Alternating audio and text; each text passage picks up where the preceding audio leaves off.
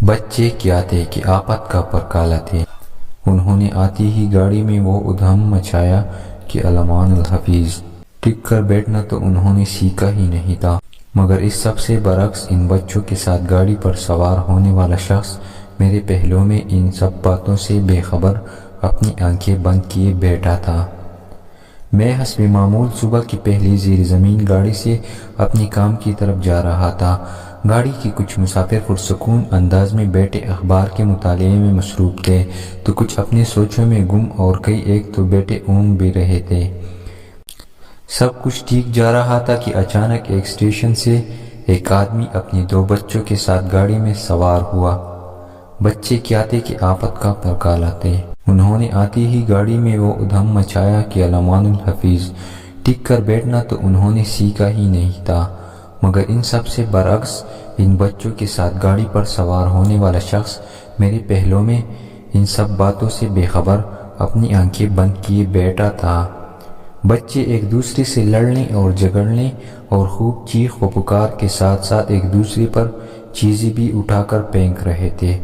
مسافر بھی بچوں کے شر سے محفوظ نہیں تھے، کیونکہ بچے کبھی کبھار تو مسافروں سے اخبار چھین کر بھاگ رہے تھے تو کبھی مسافروں کے اخبار پاڑ رہے تھے، جبکہ یہ شخص ان سب باتوں سے بے نیاز، بے حس اور ساکن بیٹھا تھا۔ مجھے یقین نہیں آ رہا تھا کہ اس دنیا میں کوئی شخص اتنا بھی احساس سے عاری اور اس قدر گھٹیا ہو سکتا ہے کہ بچوں کو ادھم مچانے کی کھلی چھٹی دے کر بیٹھ جائے۔ میرا صبر جواب دے گیا۔ میں نے اس شخص سے مخاطب ہو کر کہا، جناب، آپ کے بچوں نے پوری گاڑی میں سوار لوگوں کی ناک میں دم کر رکھا ہے۔ آپ کس مٹی کے بنے ہوئے ہیں کہ آپ پر اس سب کچھ کا ذرا بھی اثر نہیں ہو رہا؟ آدمی نے اپنے آنکھیں کھولے اور گردنواح پر ایک نظر ڈالی اور سب کچھ ایسے دیکھا گویا پہلی بار یہ سب کچھ دیکھ رہا ہو۔ اس نے بڑی نرمی سے مجھے کہا، جی آپ بالکل ٹھیک کہہ رہے ہیں، مجھے اس صورتحال کا تدارک کرنا چاہیے۔ ہم لوگ ابھی ابھی ایک اسپتال سے آ رہے ہیں جہاں گھنٹہ بھر پہلے ان کے بچوں کی ماں کا انتقال ہو گیا۔ میرا دماغ سوچنے سے عاجز بیٹھا ہوا ہے کہ ان بچوں کو اس صدمے سے کیسے آگاہ کروں، اور ان بچوں کو بھی کچھ احساس نہیں ہے کہ ان پر کیسی قیامت گزر چکی ہے اور وہ کیسے اس صورتحال کا سامنا کریں گے۔ کافی کہتا ہے کہ آپ خود اندازہ کیجئے یہ سب کچھ سن کر میرا کیا حال ہوا ہوگا۔